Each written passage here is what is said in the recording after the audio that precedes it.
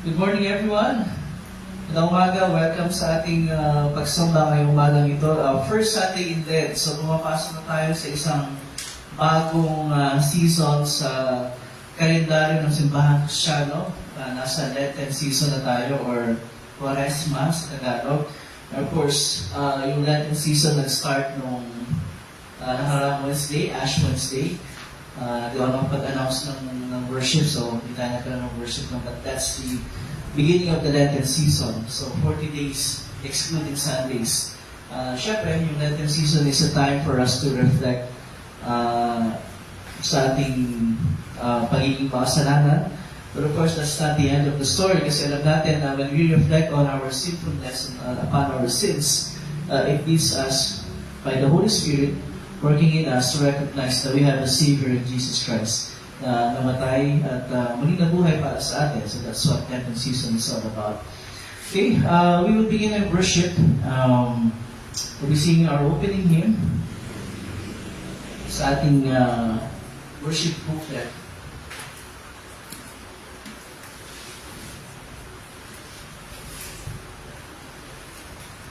Okay, let's start by singing number 9, Lead Me to the Cross, number 9.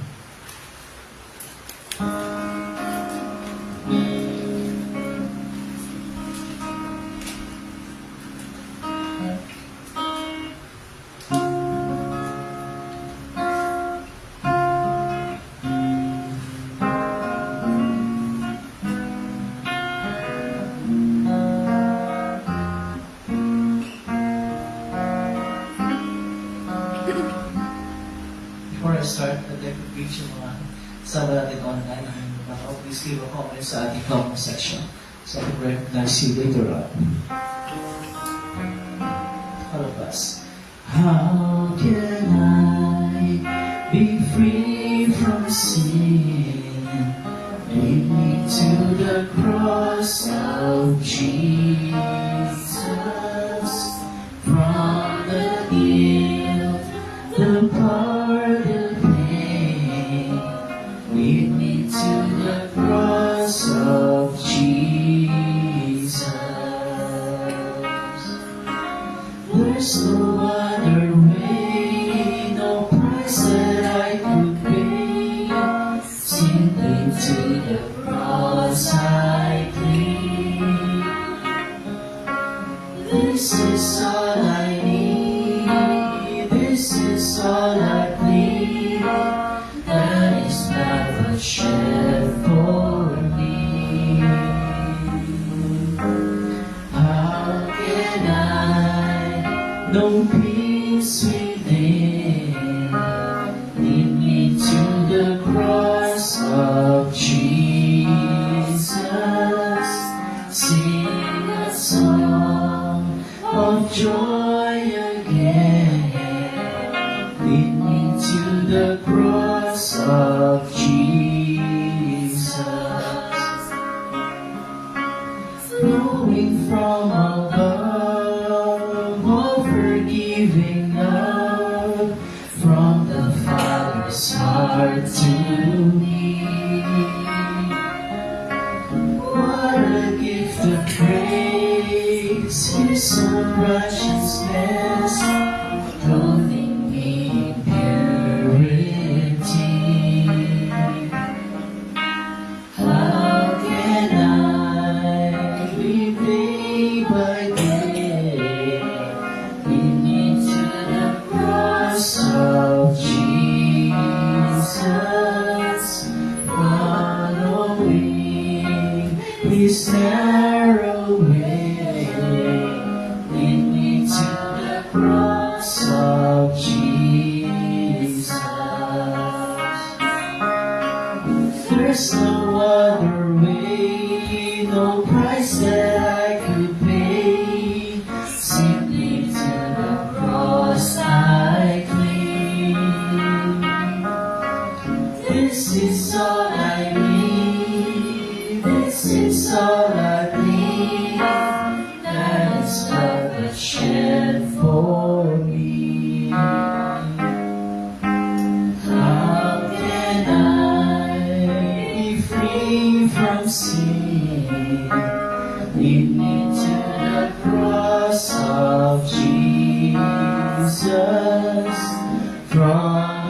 yield the heart of pain.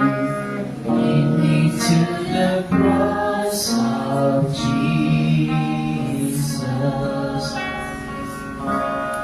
Ang natin tumuyo.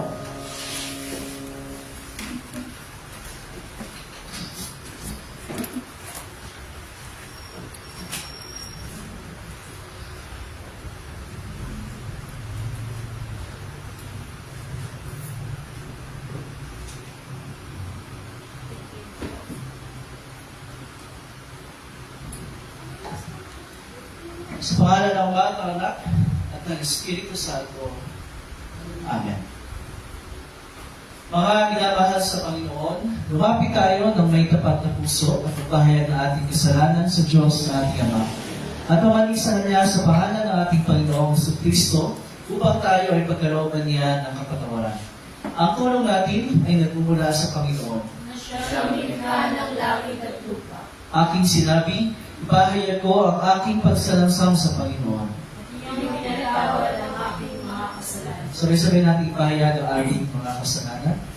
O Diyos, Amang makapangyarihan sa lahat, Amang mahabagin, ako na isang kaawa-awa at abang mga kasalanan, ay nagpapahayag sa iyo ng lahat ng aking mga kasalanan at mga kasamaan, na sa pamagitan ng mga ito, ikaw ay nilapasan ko sa isip, sa salita at sa gawa. At ako'y karapat-dapat na sa kaparusahan mo sa panahong ito at sa kaparusahang walang hanggan. Ngunit kung puso akong lumalapit, At nagsisisi dahil sa mga ito. At tumadalangin ako sa iyo dahil sa walang hanggang kahabatan mo. At alang-alang sa banal, walang dunis, mapapait na patitiis at kamatayan ng iyong iniibig na anak na si Jesucristo ay maging mahabagin at papagbiyaya ka nawa sa akin na isang abang makasalanan. At sa tulong ng Espiritu Santo ay aking at lawangin ang aking kaalaman. at maging masunurin sa iyong salita hanggang sa wakas. At sa iyong habag at biyaya ay magkaroon ako ng buhay na walang hanggan sa pamagitan ng Kristo na aking Panginoon. Amen. Ang Diyos, ang ating Ama sa langit, ay tunay niya mahabagin sa atin. Ibigay niya ang kanyang bugtong na anak na si Jesus upang maging handog sa ipagpapatawad ng ating mga kasalanan. Kaya bilang tinawag na lingkod ni Kristo at sa pamamagitan ng kanyang utos, ay pinatatawag ko sa inyong lahat ng inyong mga kasalanan sa pangalan ng Ama at ng Anak at ng Espiritu Santo. Amen. Tayo manatili na tayo. Siya'y tatawag sa akin, sasagutin ko siya. Ako isa sa kanya sa kabagabagan. Aking ililigtas siya at palalangalan siya. Aking bubusugin siya ng mahabang buhay at ipakikita ko sa kanya ang aking pagliligtas. Sapagkat ikaw, O Panginoon, ay aking kanlungan. Iyong ginawa ang kataas-taasan na iyong tahanan. Walang kasamaang mangyayari sa iyo, ni anumang salot ilalapit sa iyong tolda, sapagkat siya'y magpipilit sa kanyang mga anghel tungkol sa iyo, upang ingatan ka sa lahat ng iyong mga lakad. Kanilang dadalhin ka sa kanilang mga kamay. Baka mag-isip ka ng iyong paa para sa isang bato. Iyong yayapakan ng leon at ng ulupong. Ang batong leon at ang ahas sa yuyurakan mo ng iyong mga paa. Awitin natin ang luwalhati sa Ama. Luwalhati sa Ama at sa Anak at sa Espiritu, kung paano noong una, ngayon magpagkailanman, walang hanggan. Amen. Panginoon, mahabag ka sa amin. Kristo, mahabag ka sa amin. Panginoon, mahabag ka sa amin. Tuwing panahon ng Paras ni Rina Auchi, pagpulo sa Diyos sa nagtaasa. So, we continue sa next page. Ang Panginoon ay sumayo. At ang kanyang espiritu. Manalangin tayo. O Panginoon, inakay mo sa ilang iyong mga hinirang sa una at dinala sila sa ipinangakong lupain.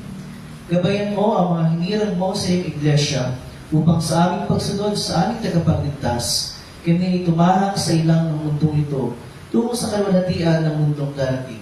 Sa pamagitan ng Jesucristo na aming Panginoon, na nabubuhay at naghahari kasama mo at ng Espiritu Santo, iisang Diyos ngayon at magpakailanman. Amen.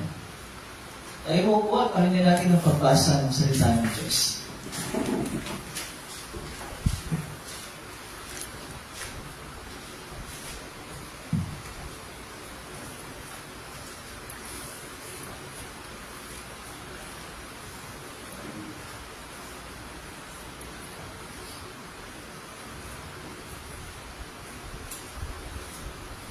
Ang unang pagbasa para sa linggo ito ay buhat sa aklat ng Deuteronomio chapter 26 verse 1 to 11. At nito ang sinasabi: Kapag nasakop na ninyo ang lupaing ibibigay sa inyo ni Yahweh at matiwasay na kayo ng naninirahan doon, gumawa kayo ng unang bunga ng inyong makapananim. Ilagay ninyo iyon sa isang basket at dalhin sa lugar na pipiliin ng Diyos ninyo, si Yahweh, na kung saan isasambahin ang kanyang pangalan. Haharap kayo sa paring nakatalaga roon at inyong sasabihin, kinikilala ko ngayon sa harap ni Yahweh na ako'y nakarating na sa lupain. Ipinangako niya sa aming mga ninuno. Kukunin naman ng pari ang basket at ilalagay sa harap ng altar. Pagkatapos, ibibigasin ninyo ang mga salita nito sa harap ni Yahweh. Isang pag-aalaga ng Arameo ang aking ninuno. Dinala niya ang kanyang pamilya sa Ehipto upang manirahan doon. Kakaunti lang sila ng magpunta doon. Ngunit sila'y dumami at naging isang malaki at makapangyarihang bansa. Pinagmalupitan kami at inalipin ng mga Egyptio, kaya humingi kami ng tulong kay Yahweh, ang Diyos ng aming mga ninuno. Dininig niya kami at nakita niya ang aming pagdurusa, kahirapan at kaapihang hindi naranasan. Inilabas kami ni Yahweh mula sa Egypto sa pamamagitan ng kanyang kapangyarihan, ng mga kakilakilabot na gawa at mga kapabalaghan, at ninala sa lupain ito na mayaman at sagana sa lahat ng bagay. Kaya narito ngayon, Yahweh, ang unang bunga ng aming mga pananim sa lupaing ibinigay mo sa amin. Pagkasabi noon, ilapag ninyo ang inyong dala sa harap ng altar, sa kayo'y lulukod upang sambahin si Yahweh. Dahil sa kabutihan niya sa inyo, kayong lahat ay magdiriwang, kasama ang buong sambahayan, ang mga Levita at ang mga nakikipamayan sa inyo. At ito ang salita ng Panginoon.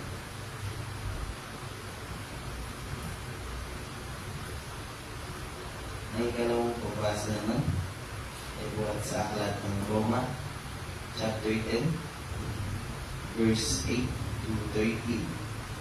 At ganito ang sinasabi: Sapagkat ganito ang sinasabi, malapit sa inyo ang mensahe, nasa inyong bibig at nasa inyong puso.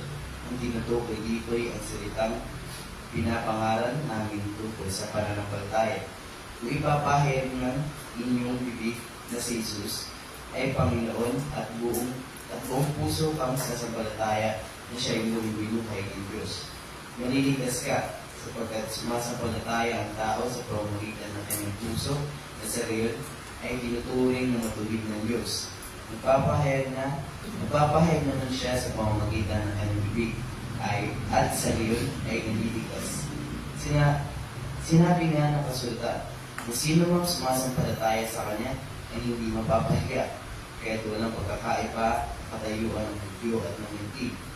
Iisa ang Panginoon ng lahat, at siya'y masagalang nagbibigay sa lahat ng tumatawag sa kanya. Dahil sinasabi sa kasulatan, maliligtas ang lahat ng tumatawag sa pangalan ng Panginoon. At ito ang salita ng Panginoon. Magsitayo po tayo lahat para sa pagbasa ng mabuting balita. Buhat sa aklat ni Lucas, chapter 4, verse 1 to 13. At ganito ang sinasabi: ang pagtukso kay Jesus. Mula sa Jordan, bumalik si Jesus na puspos ng Espiritu Santo. Dinala siya ng Espiritu sa ila at sa loob ng 40 araw ay tinukso siya ng Diablo. Hindi siya kumain ng anuman sa buong panahon iyon, kahit siya'y nagutom. Sinabi sa kanya ng Diablo, kung ikaw nga ang anak ng Diyos, iutos mong maging tinapay ang batong ito. Ngunit sinagot ito ni Jesus, nasusulat hindi lamang sa tinapay, nabubuhay ang tao, kundi sa bawat salita na bumumula sa bibig ng Diyos. Tinala siya ng Diablo sa isang mataas na lugar, at sa isang saglit ay pinakita sa kanya ang lahat ng kaharian sa daigdig. Sinabi ng Diablo, ibibigay ko sa iyo ang lahat ng kapangyarihan at kagatalaan ng mga ito. Pinagkaloob ang lahat ng ito sa akin at maaari kong ibigay kung kanino gusto. Kahit kung ako'y nasambay mo, magiging iyon na ang lahat ng ito. Sumugot si Jesus, nasusulat, ang Panginoon mong Diyos ang dapat mong sambahin at siya lamang ang dapat mong paglilingkuran. Dinala siya ng Diablo sa taluktok ng templo sa Jerusalem at sinabi sa kanya, kung ikaw nga ang anak ng Diyos, magpatihulog ka dahil isusulat sa kanyang mga anghel, ikay ipagbibilin, sila'y uutusan upang ikay ay ingatan at aalalayan ka ng kanilang mga kamay na sa mga bato paamoy hindi masasaktan. Subalit sinagot siya ni Jesus, nasusulat, huwag mong subukin ang Panginoong mong Diyos. Pagkatapos tukusin si Jesus sa lahat ng paraan, umalis na ang Diablo at naghintay ng ibang pagkakataon. At ito ang salita ng Panginoon. Manatili po tayo nakatayo at sabay-sabay po natin ipahayag. Sabay-sabay po natin ipahayag ang pananampalatayang Kristiyano, ang Credo Niceno, sa pangin na 8. Sabay-sabay po tayo. Sumasampalataya ako sa isang Diyos, Amang makapangyarihan sa lahat, na may likha ng langit at lupa, at ang lahat ng bagay na nakikita at hindi nakikita. At sa isang Panginoong Jesucristo, bugtong na anak ng Diyos, na mula sa Ama una sa lahat ng panahon, Diyos buwas sa Diyos, liwanag buwas sa liwanag, Tunay na Diyos, buwan sa tunay na Diyos. pinanganak at hindi nilikha, ay isang sangkap ng Ama, na sa pamamagitan niya ay nilikha ang lahat ng bagay, na dahil sa ating mga tao at sa ating kaligtasan, ay bumaba mula sa langit, at nagkatawang tao sa pamamagitan ng Espiritu Santo kay Birhen Maria, at naging tao, nagpakasakit dahil sa atin sa panahon ni Poncio Pilato, ipinako sa krus sa matay at binilibig. Ay may 3 araw na buhay ng muli sa kahit sa kasulatan, umakyat sa langit, at nakaluklok sa kanan ng Ama, at siya ay kabalik ng muli na may kalwatian, upang ang kumana ng mga babae at ang mga patay. At ang kaharian niya ay walang hanggan. At sumasampalataya ako sa Espiritu Santo, ang Panginoon na nagpagbigay buhay, na nagmumula sa Ama at sa Anak, na sinasamba at nilulwalhati kasama ng Ama at Anak, na nagsalita sa pamagitan ng mga propeta. At sumasampalataya ako sa isang banal, Kristiyano Apostolikang Iglesia. Naniniwala ako sa isang binyag, sa pagpapatawad ng mga kasalanan, at umaasa ako sa pagkabuhay ng muli ng mga patay, at sa buhay ng walang darating. Amen. Sito na po tayo lahat.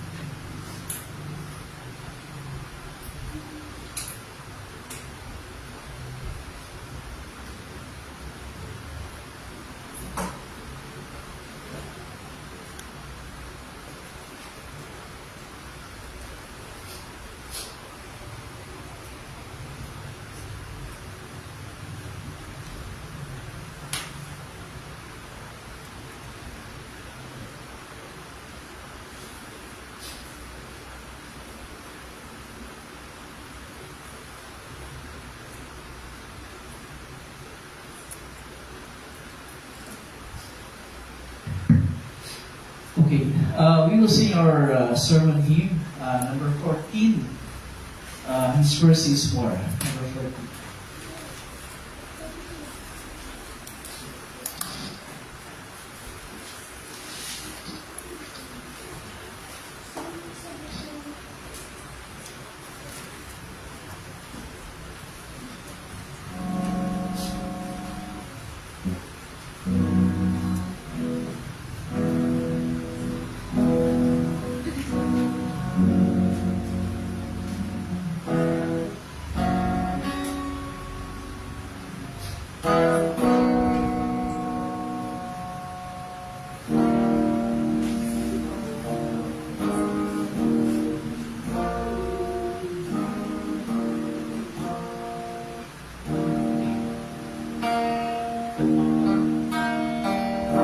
Praise the Lord, His mercy is more.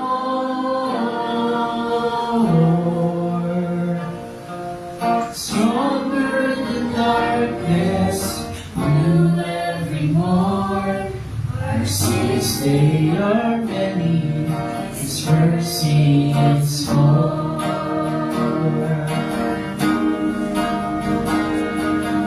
Love could remember the wrongs we have done. Omniscient, all-knowing, He counts not their song. Thrown into the sea without bottom or shore.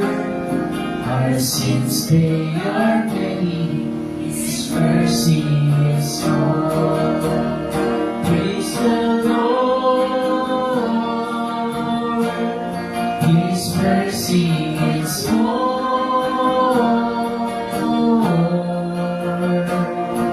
Stronger than darkness, new every morn. Our sins, they are many, His mercy is more. What patience we wait as we constantly grow. What Father so tender is calling us home. He welcomes the weakest, the vilest, the poor. Our sins, they are many, His mercy is more. Praise the Lord, His mercy is more. Stronger than darkness, new every morn. Our sins, they are many, His mercy is more. What richness of kindness He lavished on us. His love is the payment, His life was the cost. We still needed help we could never afford. Our sins, they are many, His mercy is more. Praise the Lord, His mercy is more.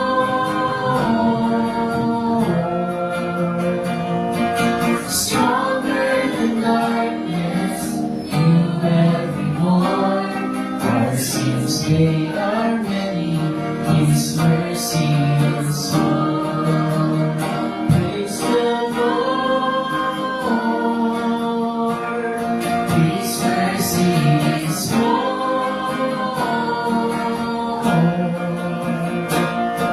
Stronger than darkness, new every morn. Our sins, they are many, His mercy is more. Our sins, they are many, His mercy is more.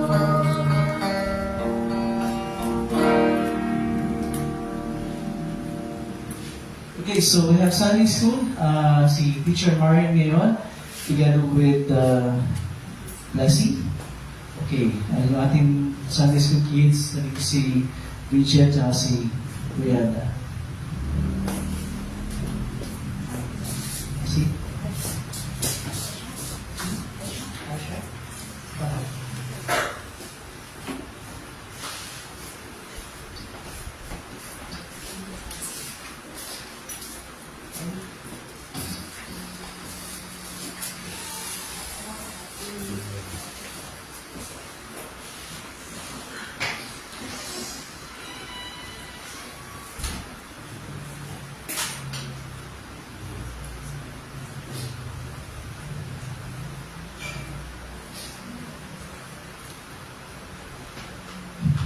Okay, good morning everyone.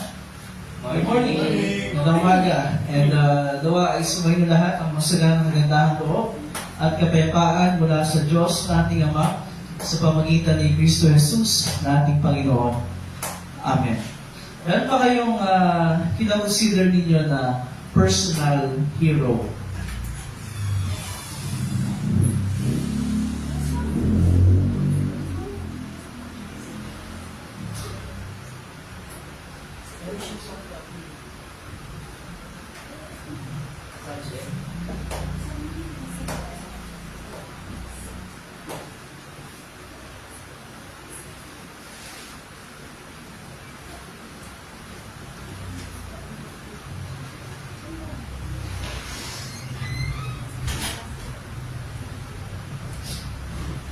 Mission.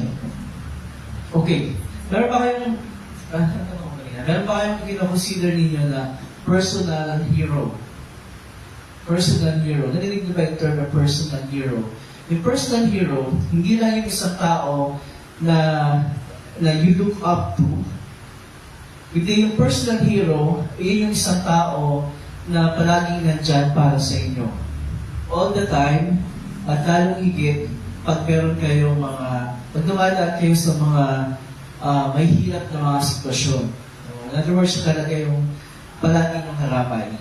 Whether may problema o wala, pero kahit may problema, lalong na nandyan siya para sa inyo. So yan yung personal hero na tinatawag. Ngayon, bilang mga Christians, marami tayong mga inaharap at na-experience ng mga challenges at mga temptations o mga pagsubok sa araw-araw nating buhay dito sa lupa. Again, as Christians, ang buhay natin ay hindi buhay na free from struggles, free from challenges, free from temptations. Hindi. In fact, marami yun sa ating buhay. At although meron tayong mga tinatawag na mga personal heroes, pero yung magagawa nila para sa atin ay very limited. Limited na siya eh. And meron isang uri ng challenge at ng pagsubok na siya na sobrang limitado ang magagawa para sa atin ang ating mga personal heroes. Ano yan? Yung mga tukso na harap natin sa araw-araw. Yung mga tukso na ibig na humatak sa atin para gumawa tayo ng mga kasalanan. Again, pag sinabi natin tukso, that's something na humahatak sa atin para gumawa ng kasalanan. Yun ang tukso. At ba't kaya natin siya? Parang siya yung nanunuso sa inyo lahat. So yun ang tinatawag nating tukso. Pagdating sa mga tukso or sa English temptations na hinaharap natin, very limited ang mga gawa ng ating mga personal heroes. Diba? Of course, nandiyan sila para sa atin. Pwede tayong mag-share sa kanila ng ating mga struggles. Diba? At pwede nila tayong payuhan. They can give us advice. They can give us encouragement. They can pray for us. Pero, dalawang bagay ang hindi nila magagawa para sa atin. Una, hindi nila pwedeng akuin yung pagharap sa tukso, sa mga tukso na naharap natin on our behalf. Di ba? Hindi ko pwedeng sabihin kay, dahil sa, for example, ano ba mga temptations mo? Ako na lang haharap para sa'yo. Di ba? Hindi. Hindi natin magagawa yun. Kahit kanino, kahit sinong tao, walang may capacity na akuin yung pagharap sa mga tukso on our behalf. So that's one. Pangalawa, hindi rin nila pwedeng akuin yung mga consequences kung tayo ay magpapadala sa mga tukso. Siyempre, pag tayo ay napadala sa tukso, nakagawa tayo ng kasalanan. At hindi pwedeng akuin ng mga personal heroes natin. Hindi ko rin pwedeng sabihin dahil sa ano ba yung temptations na hinaharap mo and then nagawa na, for example, hindi pwede. Ako na lang ang bahala sa mga consequences ng ginawa mo. Hindi pwede yun. Kasi yung mga consequences na ating mga ginagawa, especially yung kasalanan, personal responsibilities natin yun. Hindi yun pwedeng ipasa sa ibang tao. Diba? Atin yan tayo ang gumawa. So, ang pananagutan na sa atin, God will hold us responsible, God will hold us accountable sa lahat ng ginagawa nating mga kasalanan. Again, pag tayo ay napadala sa tukso, nagkasala tayo. Although, katulad ng ating napag-aralan sa Catechism, kahit hindi pa natin ginagawa, pero naisip pa lang natin, nagkakasala tayo. Diba? Much more kung ginawa natin. Diba? Sa unang term, for example, si Abby na mag-cheat dahil tinusa siya ni Aisha. So, pag naisip pa lang na gagawin ko kaya, nagkasala na siya. Pero pag ginawa na sa actual, pasado pa siya nagkasala. At hindi pwedeng akuin ni Brian yung responsibility sa ginawa ni Abby. Diba? So, yun ang point doon. Ngayon, ito ay problema para sa atin. Bakit? Kasi unang-una, bilang mga Kristiyano, diba, alam natin kung ano ang tama. Diba? Most of the time, diba? Most of the time, alam natin kung ano ang tama, especially kung dumaan tayo sa pag-aaral ng Catechism, alam natin kung ano ang tama kasi pinag-aaralan natin yun especially dun sa discussion of the Ten Commandments. So alam natin kung ano ang tama at hindi na natin basta alam. Responsibilidad natin na gawin ang tama. It's a responsibility. Hindi siya option na gagawin ko ba ang tama? No. It's a responsibility. At gusto natin gawin ang tama. Diba? Bilang mga Kristiyano, ang ating desire is to do what is right. Diba? Pero mas madalas, nahahanap tayo ng mga tukso na gawin ang hindi tama. Diba? Most of the time, gano'n na nangyayari. Alam natin Alam natin, and we have the desire to do what is right, pero nahahanap tayo ng tukso para gawin ang hindi tama. And that's a problem, di ba? Pangalawa, pansinin natin, pag nagiging komportable tayo, pag nagiging komportable na tayo na ginagawa ang hindi tama, di ba? Na parang baliwala na sa atin, kahit ang ginagawa natin ay hindi tama, kasi yun ang progression nun Sa una, parang lumalaban tayo, and then, nasanay na tayo, nagiging komportable na tayong gawin ang hindi tama, and then, baliwala na sa atin kahit hindi tama yung ginagawa. It's a danger sign. Okay? It's a danger sign na lumiliis na tayo. Lumiliis na tayo sa kalooban ng ating Panginoon. At kung lumiliis na tayo sa kalooban ng ating Panginoon at hindi natin yun pinapansin, then there will come a time na talaga tuluyan na tayong lilihis sa kalooban ng Panginoon. Kaya tuluyan na tayo kakawala sa ating pananampalataya. Gagawin na lang natin kung ano yung gusto natin gawin. Kaya it's a big problem. It's a problem para sa ating Kristiyano, yung mga hinaharap nating tukso sa araw-araw.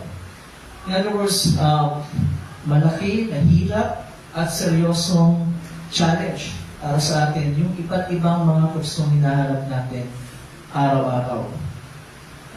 Problema na yun. Ang isa pang problema, hindi natin kayang labanan, hindi natin kayang pagtagumpayan ang lahat ng mga tukso. Kahit gaano kalit siya sa ating sariling lakas at kakayahan. We cannot. Kasi nga, bilang mga tao, mahina tayo, wala tayong kakayahan to resist sin, to resist temptations. Kailangan natin ng personal hero na tutulungan tayong harapin at pagtagumpayan ang lahat ng mga tukso. Tutulungan in the sense na siya mismo ang haharap sa mga ito on our behalf. Kasi natin kaya mapagtagumpayan eh. So somebody else has to do it for us. Kailangan natin yan. Kailangan din natin ng personal hero na meron kakayahang linisin at ayusin yung mga consequences sa mga pagkakataong nadadaig tayo ng mga tukso.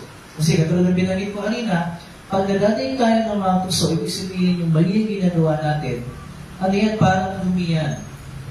Parang dumiyan na kumbaga sa damit kumakapit sa atin at pinapawindi tayo at nagkakaroon tayo ng pananagutan sa Diyos. Diba?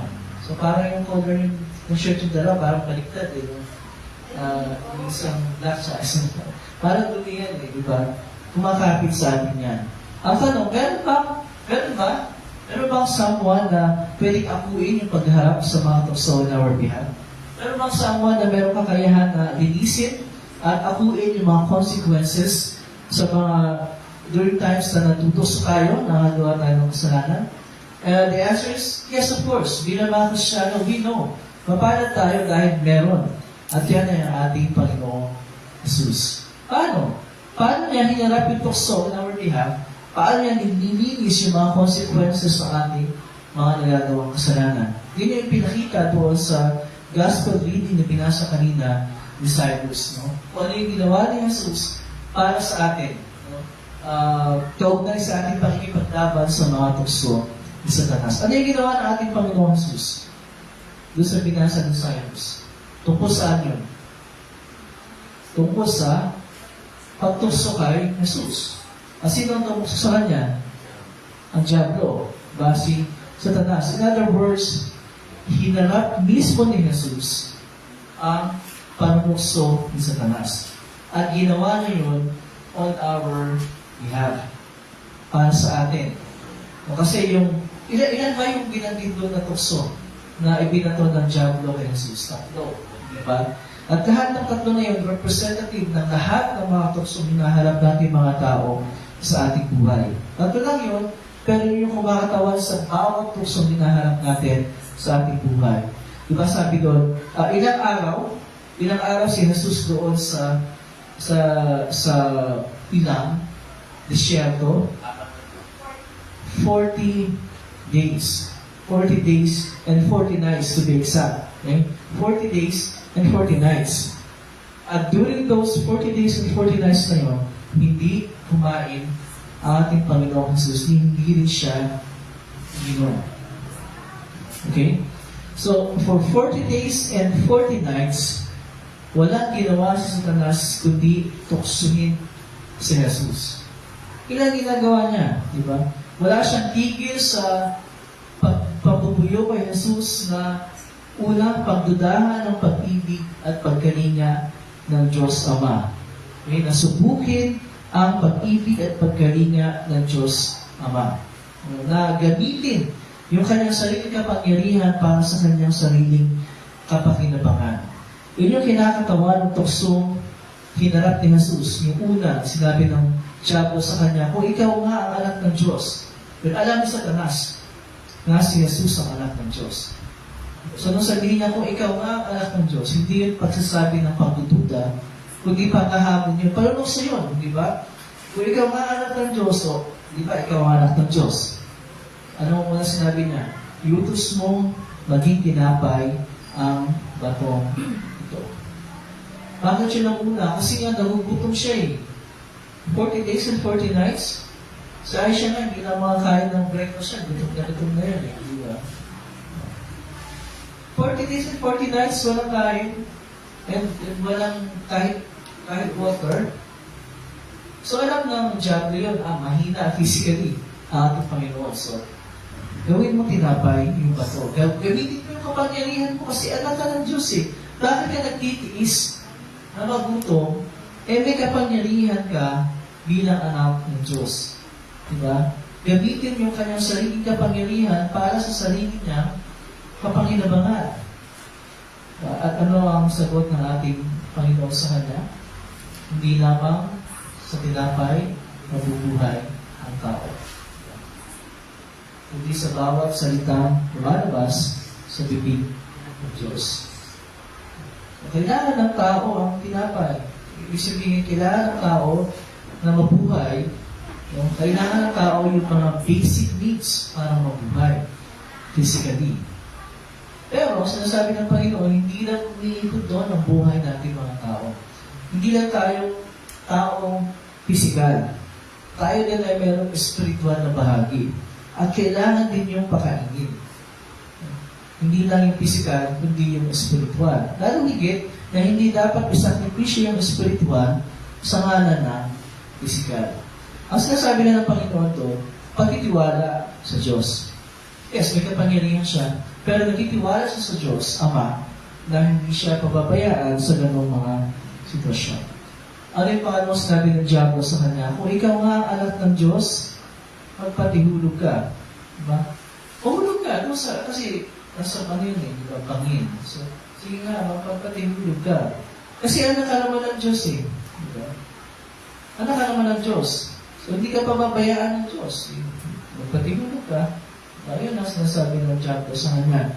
So, sa loob ng buong panahon na yun, hindi tumitigil sa Saglas para ibuyo si Jesus na talikuran yung kanyang misyon na iligtas tayo mga tao sa ating mga kasalanan sa pamagitan ng kanyang pagdurusa at kamatayan.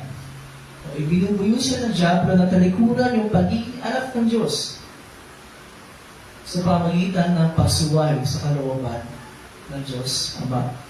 Kasi kung magpapatingulog siya doon, hindi naman talaga siya mahuhulog kasi meron siyang kapangyarihan bilang anak ng Diyos. Ano yun? Pag ginawa niya yun, pagtalikod sa kanyang misyon na magdusa at mamatay para sa ating mga kasalanan. So, ligo na naman siya. Di ba? Kasi sabi ng Panginoon sa kanya, huwag mo putusuhin ang Panginoon mong Diyos. In other words, tayo mga tao minsan, di ba? Ginagawa ng mga tao yan Hindi.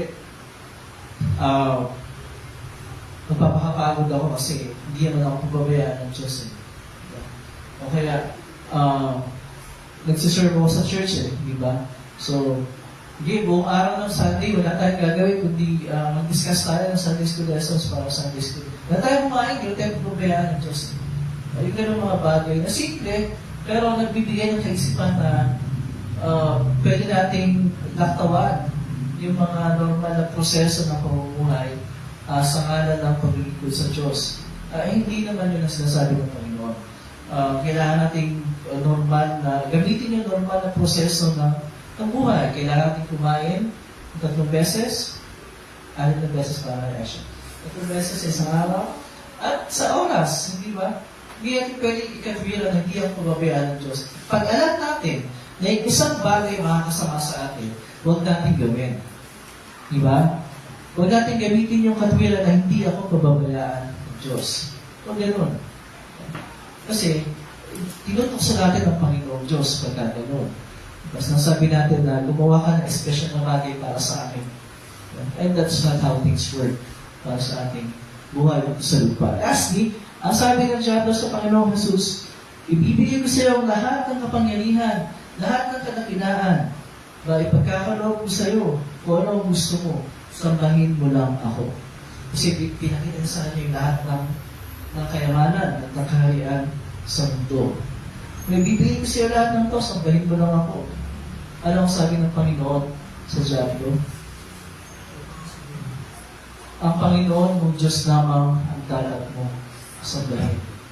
Unang-una, sa kanya naman talaga ang lahat ng kapangyarihan at lahat ng area sa mundo bilang anak ng Diyos. Hindi pwedeng ibigay sa kanya ni Satanas. Hindi mo pag-aari ni Satanas yun Ang pag-aari yun ng Diyos. At bilang anak ng Diyos, pag-aari din niya ang lahat ng bagay. So, yun ang isang panlim lang ng Diablo. At ang sabi ng Panginoon, ang Diyos lamang ang dapat mo sambahin. Paalala sa ating mga tao na maraming mga pwedeng i-alok sa atin ng mundo. Marami. Maaaring hindi kayamanan, literal, pero marami. Mga kaisipan nakaka-attract sa ating atensyon, mga filosofiya nakaka-attract sa ating kaisipan, at iba't iba pa. Pero, ang pinapaalala sa atin, ang lahat ng bagay ay dapat na nagsiserve para paglingkuran ang Diyos. It's not the other way around. Kaya nga yung first commandment, palaging binabanggit, anong sabi doon? Okay, magkakaroon ng ibang Diyos maliban sa akin, or huwag kang sasamba sa ibang Diyos maliban sa akin, na ibig sabihin ay dapat tayo matakot, umibig, at magtiwala sa Diyos na higit sa anumang bagay. Sa lahat ng ito, naging matatag ang ating Panginoon. Naging tapat siya, nagtiwala siya, sumunod siya, at nagpasakop siya sa Diyos Ama. At ano ang resulta? Sino ang nagtagumpay? Ang diablo o si Jesus? Si Jesus ang nagtagumpay naman sa diablo. Bigo ang diablo. Bigo si Satanas. Di ba? Buong pusong kinahak ni Jesus ang landas ng pagdurusa na humantong sa kamatayan sa krus para ganap na mapagtagumpayan ang kasalanan at ang kamatayan dahil naging ng diablo sa ating mga tao. Ginampanan ni Jesus ang kanyang misyon dito sa lupa. At dahil dyan, lubusan niyang nabayaran ang lahat ng ating mga kasalanan. But if you think about it, wala pa nga tayo ng panahon yun eh. Wala pa kayo mga magulang natin. Wala pa yung mga limunan natin. Pero kasama tayo. Kasama tayo. Ginawa ni Jesus yan para sa atin. At para sa mga susunod pa sa atin. Diba? At dahil dyan, sa piling ng ating Diyos Ama sa langit at ng ating Panginoong Jesus, tiyak na doon ang ating tungo. Dahil dyan, wala nang kapangyarihan ng diablo sa atin. Ngayon, dito sa mundo, isipin natin mabuti yan, ang diablo ay walang kapangyarihan sa kahit sino sa inyo. Okay? Wala na. Kung ang diablo man ay inilalarawan sa Biblia na parang leon na nagro-roar pa rin. Paano ba ang roar ng leon, Asha? Paano mag-roar ang leon? Diba? Sa Biblia, sinasabi yung diablo parang leon na nagro-roar pa rin. Pero para sa ating mga Kristyano, ang kaya lang niya gawin ay mag-roar ng mag-roar. Wala na siya ibang magagawa sa atin. Ganun lang. Parang aso na all bark, no bite. Yeah. Ganun eh. Aso, all bark, no bite. Ganun din ang diablo, all roar, no bite. Kasi wala na siyang pangil. Wala na siyang kamandag sa atin. Kasi, binasag na ng ating Panginoon ang kanyang kamandag over us. At napakahalaga doon na mag-isip natin palagi sa buhay natin, it's not the devil who has control over our lives. Okay? Hindi Satanas ang may control sa buhay natin. Hindi siya ang may control sa isip natin. Hindi siya ang may control sa puso natin. Wala siyang kapangyarihan sa buhay natin. Kasi tinapusan ni Jesus ang laban eh. At ang nanalo ay ang ating Panginoong Jesus. It's not the devil. Okay, kaya sinasabi ko sa aklat ng Hebreo, chapter 2, verse 18, ngayon, matutulungan niya, referring to Jesus Christ, ang mga tinutokso. Tayo. Sapagat siya man ay tulokso at nagdusa. And then sa Hebreo 4:15, ang ating pinakapunong paring ito, talking about Jesus Christ, ay nakakaunawa sa ating mga kahinaan sapagkat tulad natin, tinukso siya sa lahat ng paraan. Subalit kailanman hindi siya nagkasala. Tinukso siya pero hindi siya nagkasala. Dahil kahit sa isip, hindi niya i-entertain yung thought na pinapasok ng diablo sa isip niya. At yung pinaka-culmination ng kanyang pagkatagumpay sa diablo ay nang ibigay niya ang kanyang buhay doon sa krus bilang kabayaran sa ating mga kasalanan. At ano yung proof? Na napagtagumpayan niya ang diablo at ang kamatayan, 3 days later, siya muling nabuhay.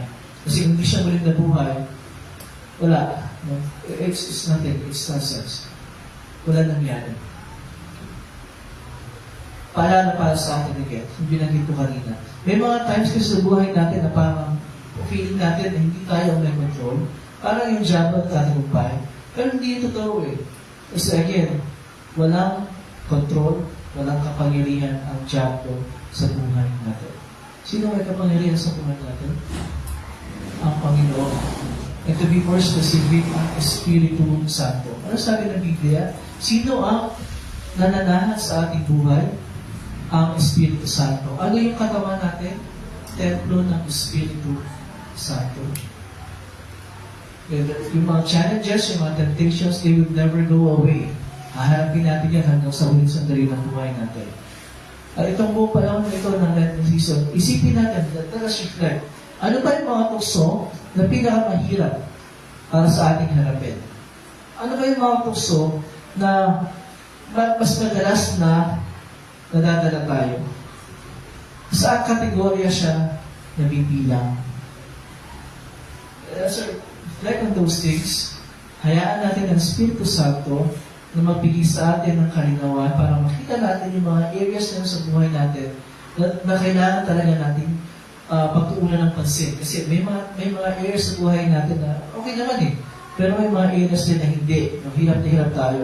We're really struggling. Unless we can focus on those things and ask the Holy Spirit para makita natin yung mga bagay na yun. At through the Holy Spirit's help, unti-unti natin harapin, i-address yung mga bagay na yun. At through the Holy Spirit's help pa rin, ay unti-unti mapagtagumpayan natin yung mga bagay na kailangan natin mapagtagumpayan sa buhay natin. Always being mindful of the fact, tapos na ang laban, mapagtagumpayan na ng ating Panginoon Jesus. So, kung ang ating Panginoon ay nagtagumpay, tayo din ay magtatagumpay.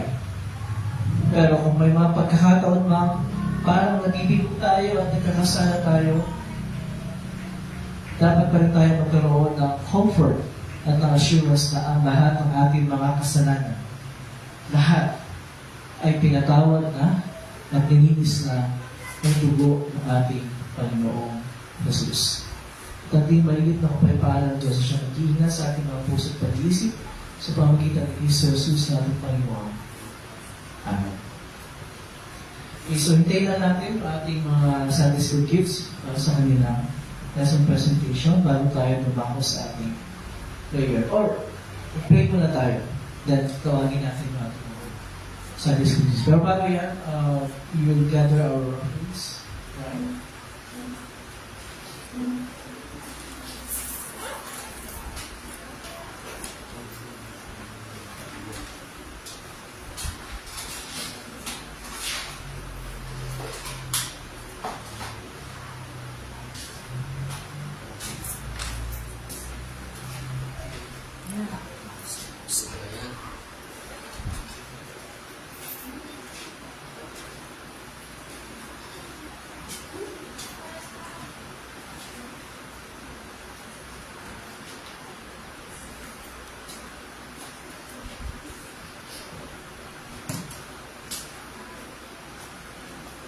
Okay, so meron bang, bago sa ating prayers, meron bang mag-birthday kung week nito from today hanggang sa Sabado? Masama natin sa ating prayers. May listahan ko. March.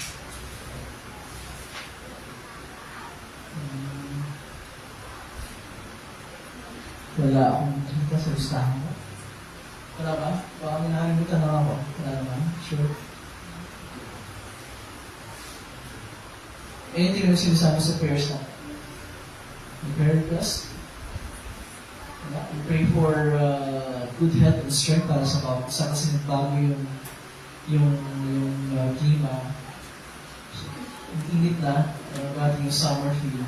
So, may mga nakakasakit. See you whole week sa mga parang so, for all the others. Okay? Wala na? Then let's go to the Lord in prayer. Ang lahat tayo po tayo manalangin.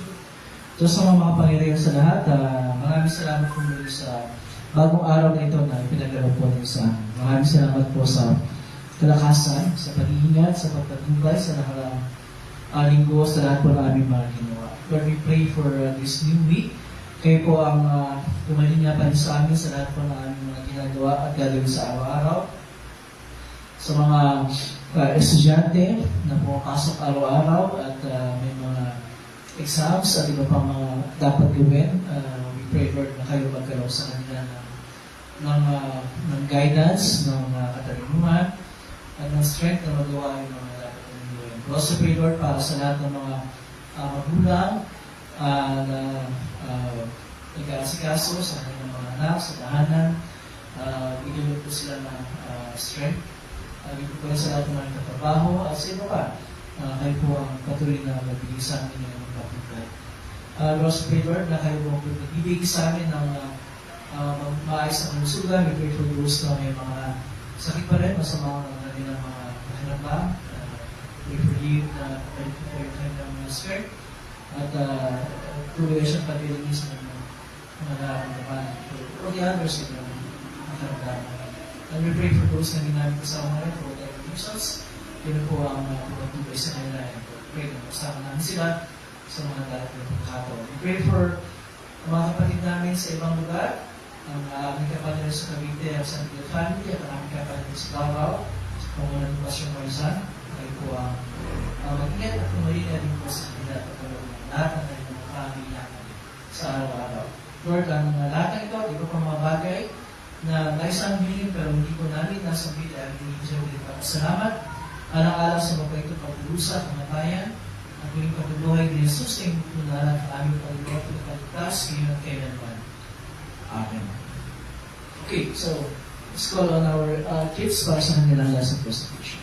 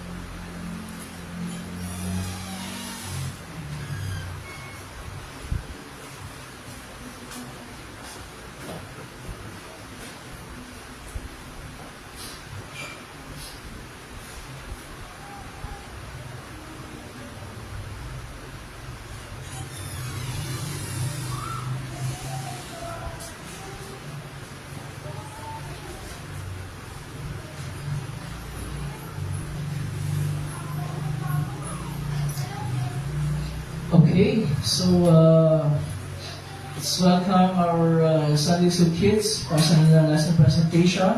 Pasok na, Brianna, Bridget, and Andrew. And teacher Maria and teacher Blessing.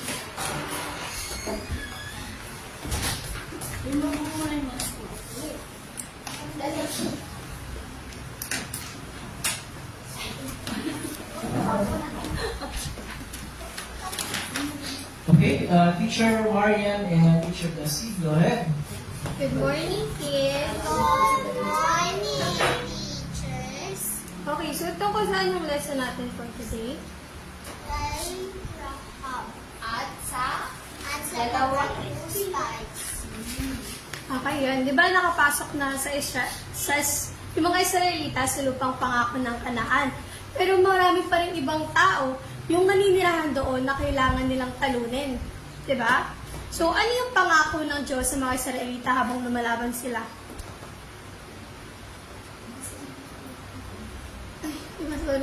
Ayun, nangako siyang tutulungan nilang manalo, di ba? So, bakit nagpadala si Joshua ng 2 espiyas sa bayan ng Jericho? Ano ba yung ginagawa ng mga espiya? Ba't sila sumisilip sa mga bintana para malaman ko ano mga ginagawa nila? Ayun, di ba nangongolekta sila ng mga Information. Okay. So, paano prinotektahan ni Rahab yung 2 espiya mula sa kawal ng hari? Pinapasok na tapos sinabi na, nandoon, umalis na. Diba pinanuloy ni Rahab yung 2 espiya, tapos may dumating na Natusold soldiers. May dumating na soldiers. Tapos, ano yung tinanong ng soldiers kay Rahab? Nasaan na yung 2 spies? Anong sabi ni Rahab? Sabi niya, wala na, umalis na, nandoon na. Sabi? Anong sabi niya? Umalis na, nandoon na, no? Niligtas niya yung 2 Nagsabi ba ng totoo si Rahab doon? Hindi. Bakit hindi siya nagsabi ng totoo? Para maligtas niya yung mga Nasaan ba yung mga espiya nung time na yun? sa Nasa loob.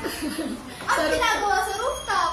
Natago niya doon sa mga halaman niya. Nagtago sila sa mga Halaman. Nung pagkaalis ng soldier, ano yung sinabi, ano yung nagkaroon sila ng ano, di ba? Ni Rahab? Del. Deal? Nagkaroon sila ng deal. So, anong klaseng deal yun? Ano yung naging deal nila? Ano yung pinili ni Rahab?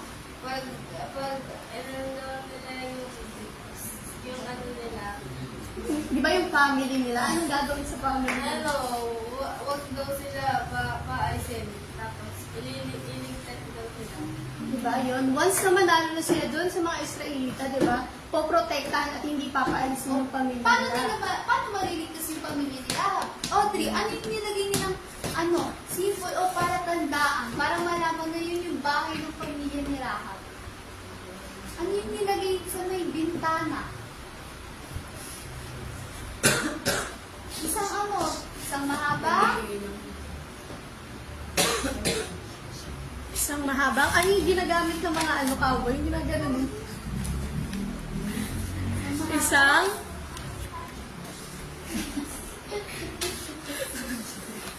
sige, Biggie. Isang mahabang tali. Lubid. Anong kulay ng lubid? Wala! Okay, good.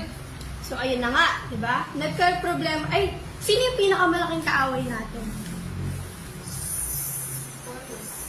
Yung mga Diablo.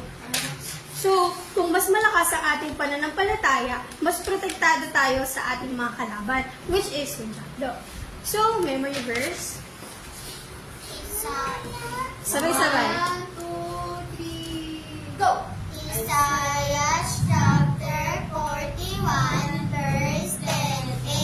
Ako'y sa iyo, huwag kang matakot. Ako ang iyong Diyos, hindi ka dapat mangamba. Isaiah chapter 41 verse 10a. Ala, hindi pa! May performance sa kanila. Okay. Galing ko pa naman. Okay guys, are you ready? Okay, 1, 2, 3, go! There was a girl who helped to study. Lakas. 1, 2, 3, go! There was a girl who helped to spy, and Rahab was her name. Oh, R-A-H-A-B, R-A-H-A-B, R-A-H-A-B, and Rahab was her name. Oh, there was a girl who helped to spy, and Rahab was her name. Oh, R-A-H-A-B, R-A-H-A-B, R-A-H-A-B, and Rahab was her name. Oh,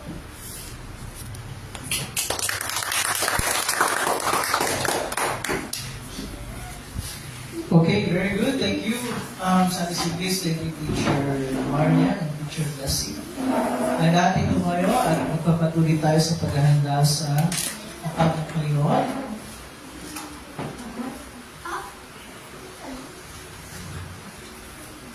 Ang Panginoon ay sumayo.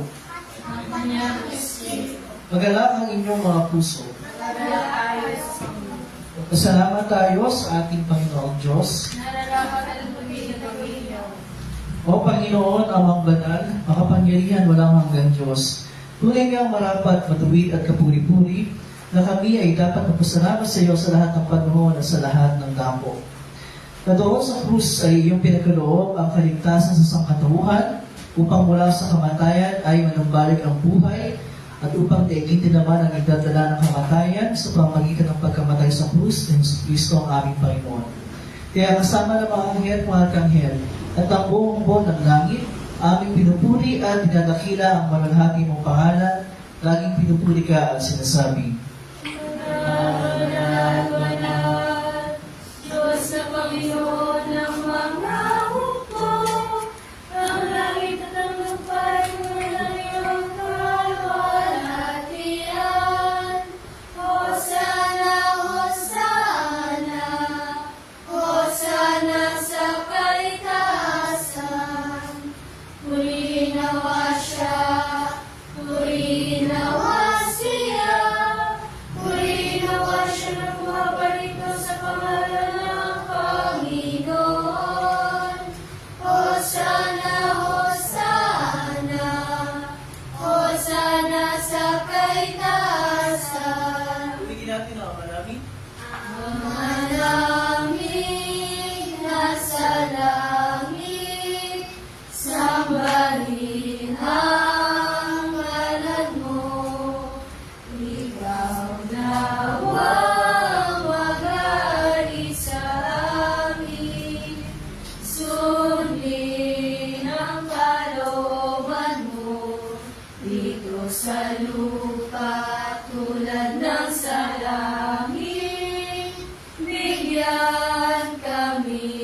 ang pagkain, kailangan sa araw-araw, at patawarin mo kami sa mga kasalanan namin, tulad din ng aming pagpapatawad sa mga nagkakasala sa amin.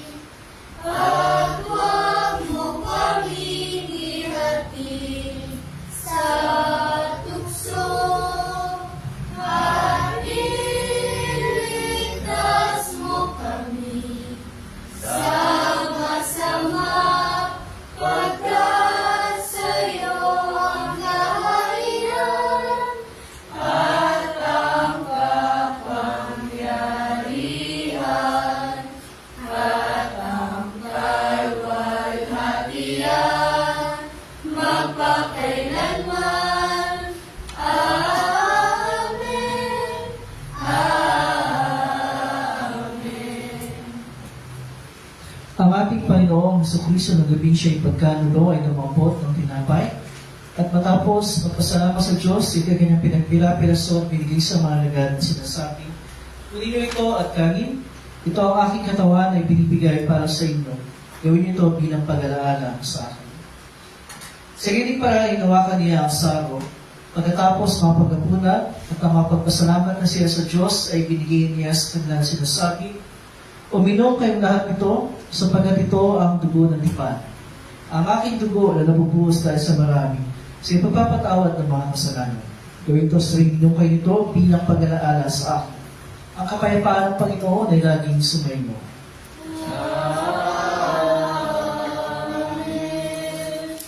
O Kristo, ikaw ang Kordero ng Diyos, na nag-aalis ng kasalanan ng sanlibutan, mapagkasa amin.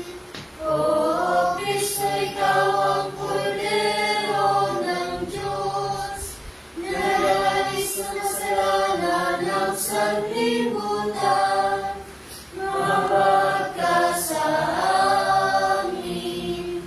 O Kristo, ikaw ang Kordero ng Diyos, na nag-aalis ng kasalanan ng sanlibutan, ipagkaloob mo sa amin ang iyong kapayapaan. Amen. So tayo lahat ay upo at yung mga communicant members ay ating tinatawagan at sama-sama ating tagapin ang kanyang tunay na katawang dugo, kalakip ng tinapay at anak sa ipagpapatawad ang ating mga kasalanan.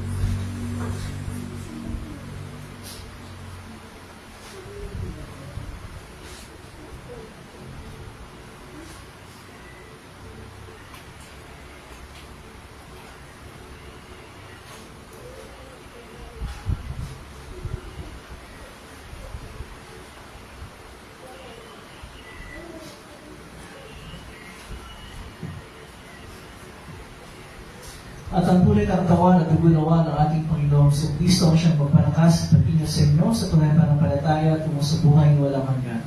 Himaon kayong may kapayapaan at kagalakan sa inyong mga puso. Amen.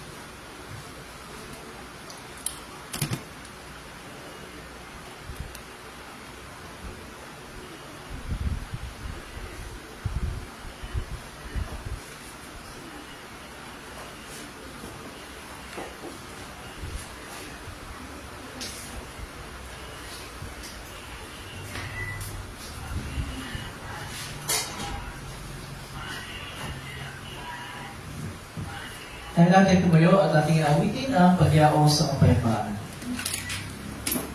Panginoon, nilayakan kapayapaan ayon sa iyong pangako.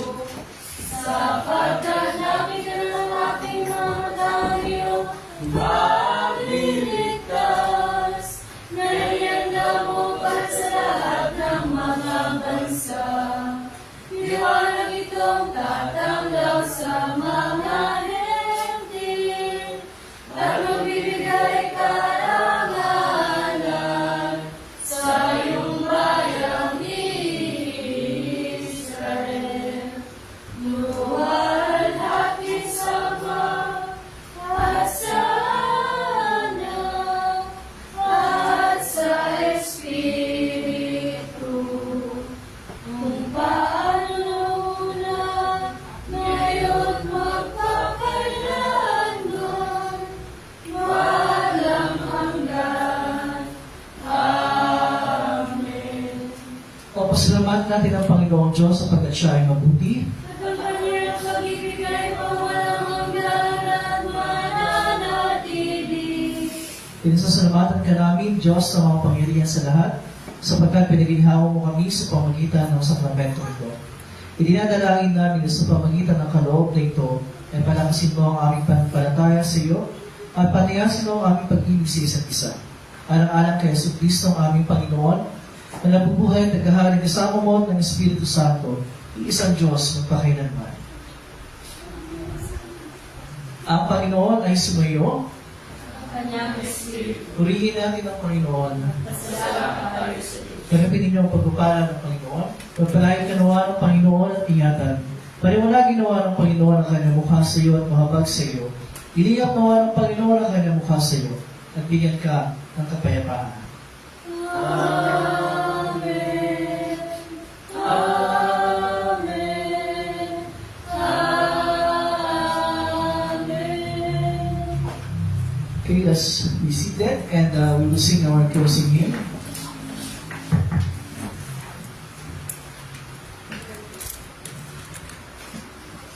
Number 17, the Lord's My Shepherd, number 17.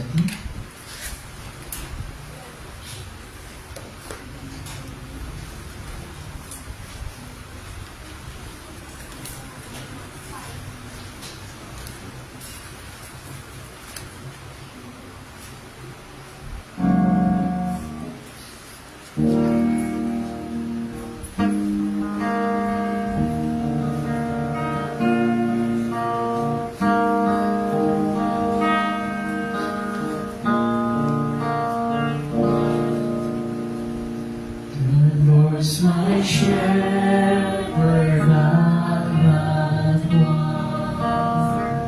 He makes me lie in pastures green.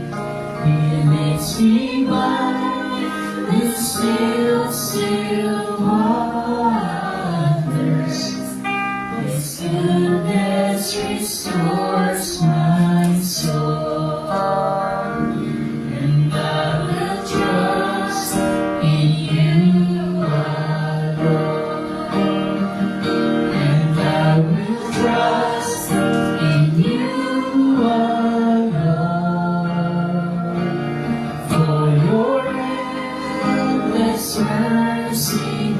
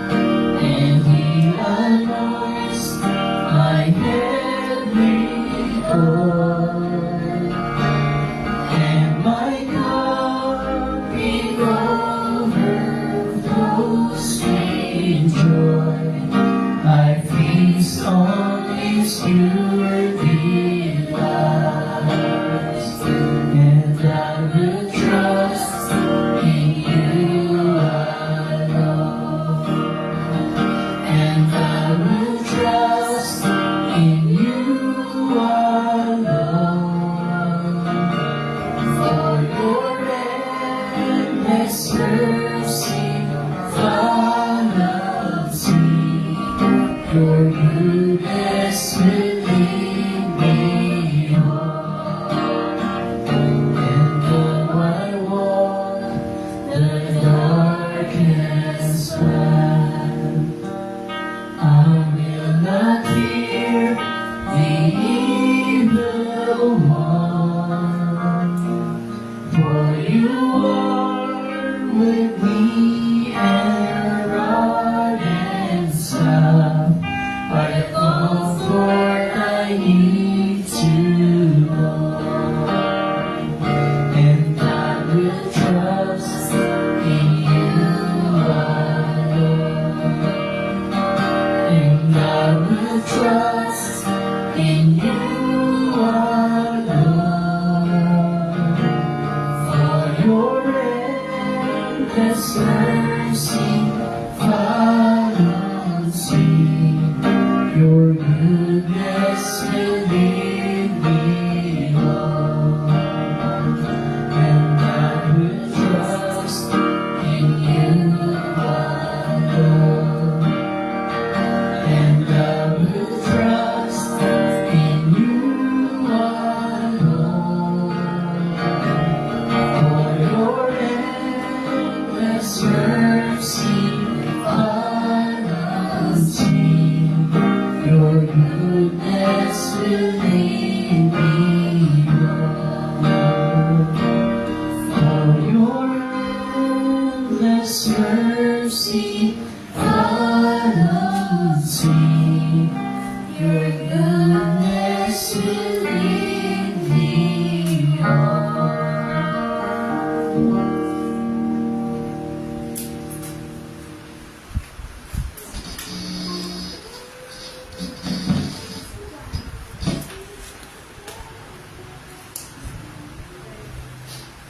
Okay, good morning everyone. Good morning. Thank you. Thank you for lahat ng mga nabibagi sa ating pagsamba ngayong umaga ito, the first Sunday in Lent. And I'd like to recognize yung mga kasama natin online na ibahagi. Si Elisa Lakin. Okay, si Alisa Dakian, Si Mama po. si Mami Jo, Si Ate Gemma. Si Papa. Gemma, Si Papa. and Kuya Dennis. Okay, good morning po sa inyo lahat. Thank you for joining. And again, I'd like to thank everyone na nakibahagi sa ating pagsamba. We don't have our band with us, but hopefully next Sunday, they will be back. And thank you to sa ating Sunday school teachers ngayon, Teacher Marian and Teacher Blessy. And of course, Liza for monitoring our attendance and our live stream. And sa sa kanyang pagbabasa. Thank you everyone. Announcement. We have lesson discussion kasi wala tayong lesson for next Sunday. So we will discuss 2 lessons. And then, ano ba? That's it. May maisip ako, di mamaya na lang. Maraming salamat po muli and we will see you again next Sunday. Bye everyone.